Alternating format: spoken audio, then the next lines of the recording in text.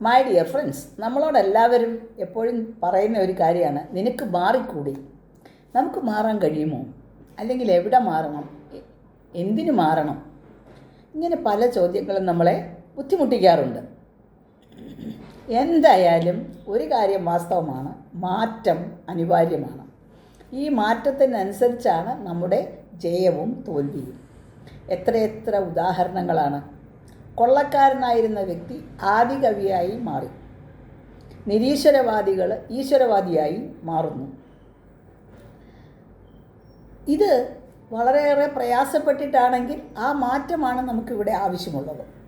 ഒരു കാര്യം നമ്മൾ അറിയണം, നമ്മളുമായിട്ട് ഏതെങ്കിലും സാമ്യമുള്ള ഒരു മൃഗം ഏതാണെന്ന് ചോദിച്ചാൽ കുറച്ചൊക്കെ നമുക്ക് പറയാൻ സാധിക്കുന്നത് ചിമ്പൻസിയെക്കുറിച്ചാണ്.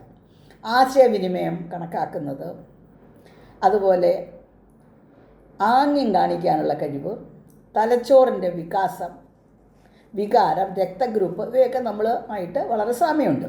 പക്ഷേ സ്വന്തം വികാരങ്ങളെ നിയന്ത്രിക്കാനും അതനുസരിച്ച് മാറ്റപ്പെടാനും ഒരാശയത്തെ കുറച്ചു നേരമെങ്കിലും നമ്മളിൽ തറപ്പിച്ച് നിർത്താനുമുള്ള കഴിവ് ചിമ്പൻസിക്കില്ല.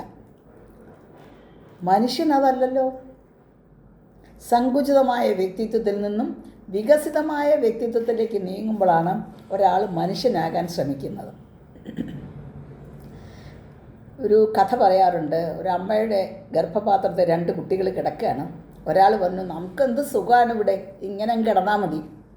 മറ്റേ കുട്ടി പറഞ്ഞു, അല്ല, ഇത് നമ്മുടെ സ്ഥിരമായ സ്ഥലമല്ല, നമുക്ക് ഇവിടം വിട്ടു പോകണം. അതും എങ്ങനെയാണ്? ഈ പൊക്കിൾ കൊടി മുറിച്ച് നമുക്ക് പ്രശ്നം തരുന്ന ഇതെല്ലാം നശിപ്പിച്ചിട്ട് മുറിച്ച് കളഞ്ഞിട്ട് നമുക്ക് ലോകത്തേക്ക് ഇറങ്ങണം. പക്ഷെ അവിടെ അത്ര വലിയ പ്രയാസമില്ല. അവിടെ സംരക്ഷിക്കാൻ അച്ഛനും അമ്മയും ഉണ്ട്. വളർന്ന് വലുതാകുമ്പോൾ നമ്മൾ അവരെയും ഉപേക്ഷിക്കും, എന്നിട്ട് നമ്മൾ പോകും.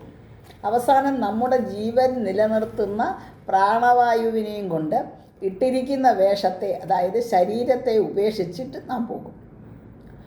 ഓരോ വേഷവും താൽക്കാലികമായി അണിഞ്ഞ് പുതിയ വേഷം, അങ്ങനെ കിട്ടുന്നതിനെ സ്വീകരിച്ച് പഴയതിനെയൊക്കെ നമ്മൾ മറന്നിട്ട് പുതിയതായി മാറും. അവിടെയാണ് നമ്മൾ ആടുന്നത്. ഓരോ വേഷവും നമുക്ക് ചേരുന്നതാണോ എന്നൊന്നും ചിന്തിക്കാനായിട്ട് നമുക്ക് സമയമൊന്നുമില്ല. കിട്ടുന്ന വേഷം ധരിച്ച് അതനുസരിച്ച് ആടുക. നായക വേഷം വേണമെങ്കിൽ എന്താണ്? നല്ലതുപോലെ ശ്രമിക്കണം. കാരണം യോഗ്യരായിട്ടുള്ള ആളുകൾ ധാരാളം പുറത്തു നിൽക്കുന്നുണ്ട്. വിജയിക്കണമെങ്കിൽ നമ്മുടെ മനോഭാവത്തിലും കാഴ്ചപ്പാടിലും മാറ്റമുണ്ടാകണം. ഇവിടെ ഗംഗാനദിയിൽ ഒഴുകി നടന്ന കുപ്പിക്ക് പാപമോചനം കിട്ടിയില്ലെന്ന് പരാതി പറയുന്നുണ്ട്. പക്ഷേ നോക്കിയപ്പോഴാണ് മനസ്സിലായത്, ആ കുപ്പിയുടെ അടപ്പ് ശക്തമായ ഒരു കോർക്ക് കൊണ്ടായിരുന്നു അടച്ചിരുന്നത്. വെള്ളം അകത്ത് കയറിയാലല്ലേ പാപമോചനം ലഭിക്കൂ. ഇവിടെ നമുക്ക് വേണ്ടത് ഒരു വിശാല ഹൃദയം, മാറാനുള്ള ഒരു തയ്യാറെടുപ്പ്. അതിന് വേണമെങ്കിൽ എന്ത് വേണം? സാമൂഹ്യ പ്രതിബദ്ധത വേണം. അതുകൂടാതെ അനുഭവങ്ങളിലൂടെ ആർജിക്കുന്ന അനുഭവ സമ്പത്ത്, ഇവയൊക്കെ നമുക്ക് ആവശ്യമാണ്. ചിത്രശലഭത്തെ പോലെ ഒന്നിൽ നിന്നും മറ്റൊന്നിലേക്ക് പറന്നു നടക്കുന്ന ആളുകളെ അല്ല നമുക്ക് വേണ്ടത്. മറ്റുള്ളവരുടെ അവസ്ഥ സ്വന്തം അവസ്ഥയായി മാറ്റി ചിന്തിക്കുന്ന ആളിനെയാണ്. കാര്യത്തിനും നമ്മളെപ്പോഴും കാര്യം കാണാൻ ആളുകളെ സമീപിക്കും, അതല്ല വേണ്ടത്. അതുപോലെ തന്നെ മദ്യത്തിനും മയക്കുമരുന്നിനും അടിമപ്പെടുന്ന ഒരടിമയുമല്ല നമുക്ക് വേണ്ടത്. ആത്മവിശ്വാസത്തിലൂന്നിയ, ശാസ്ത്ര മതബോധമുള്ള, ആധ്യാത്മിക ബോധവുമായി സമന്വയം പ്രാപിച്ച ഒരു ജ്ഞാനിയുമായുള്ള സംസർഗമാണ്, അല്ലെങ്കിൽ സത്സംഗമാണ് നമുക്ക് വേണ്ടത്.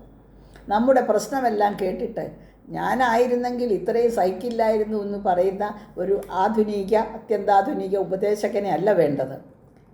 നിൻ്റെ കയ്യിൽ ഞാൻ ഒരു വിളക്ക് തരികയാണ്, നീ നിൻ്റെ വഴി കണ്ടു പിടിക്കൂ എന്ന് പറയുന്ന ഒരു ഗുരുവാണ് നമുക്കാവശ്യം. കുടത്തിലെ കുമ്പളങ്ങയായോ ഒരു വടിചാരി നിർത്തുമ്പോൾ അനങ്ങാതെ കണ്ടീഷൻഡായ ഒരു ആനയോ അല്ല നമ്മൾ. വ്യത്യസ്ത രീതിയിൽ, വ്യത്യസ്ത സാഹചര്യത്തിൽ, കഠിന പ്രയത്നത്തിലൂടെ കിട്ടിയ റോൾ നന്നായി ജീവിച്ച് തകർക്കുമ്പോൾ നാം മാറ്റങ്ങൾക്ക് നമ്മൾ അറിയാതെ തന്നെ വിധേയനാകും. അപ്പോൾ നമുക്ക് നായക സ്ഥാനവും കിട്ടും.